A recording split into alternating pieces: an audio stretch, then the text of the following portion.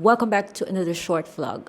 As you can see, hindi ko po gamit yung aking main camera dahil grabe guys, I'm peeling kasi nagpa-facial ako last time and this is the effect. So, bawal mag-makeup.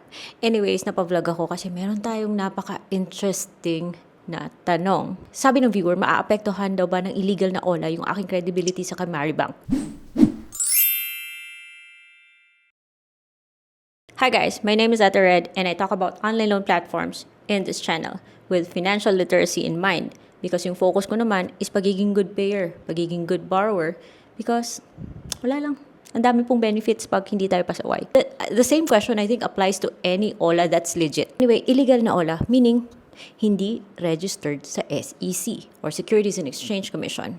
And kung hindi ka registered sa SEC, itong mga fly-by-night, mga pasaway na OLA, yung andito ngayon sa Play Store or sa iOS, tapos after 1 week, mawawala. You know, alam nyo na kung ano to, yung mga grabe mang haras, ano? So, kung hindi sila registered sa SEC, then, hindi sila submitting or reporting sa CIC or Credit Information Corporation. Siya naman yung nagko-collect ng ating information as borrowers. So, parang wala rin tayong record na may utang tayo. Dahil, paano tayo marireport sa CIC niyan kung hindi naman sila reporting sa CIC? You know, you get what I mean? Diba? Pero guys, bago kayo magpalakpakan dyan, and don't, bago kayo magpalakpakan dyan, because hindi po sila registered and hindi po sila regulated, this also means that they can do whatever they want. Hindi mo sila mapipigilan.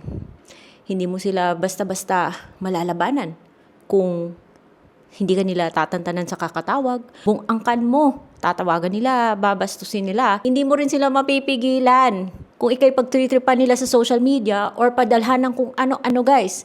In plain and simple terms, yes, wala kang ang record na may utang ka dahil hindi naman sila nagre-report sa CIC. Pero, isang katerbak na sakit sa ulo na naman yung mapapala mo sa kanila. At syempre, ba't naman kayo uutang dito sa mga unrecorded na mga OLA? Wala naman kayo mapapala. Hindi naman ito mapapaganda yung credit history nyo. Hindi naman gaganda yung credit score nyo dito sa kanila. So, para ano pa, nagpakapagod ka na nagpakamartir ka sa mga illegal na mga OLA na to. So, mas mabuti pa, doon na lang po tayo sa legit. Kung saan yung pagiging good payer, in the long run, makakatulong po sa atin para in case kailangan natin ng mas mataas na halaga, mas mababang interest, mas matagal na terms, pwede tayong lumapit sa mga pautangang. Maganda yung terms. At ma-approve tayo kahit wala tayong collateral dahil meron tayong face card. Charot, face card, hindi face card. Meron tayong magandang credit history. So, iwasan po natin yung mga illegal na mga OLA dahil sakit lang sila sa ulo, wala tayong mapapala sa mga doon. Doon lang tayo sa legit para mapayapa po yung buhay.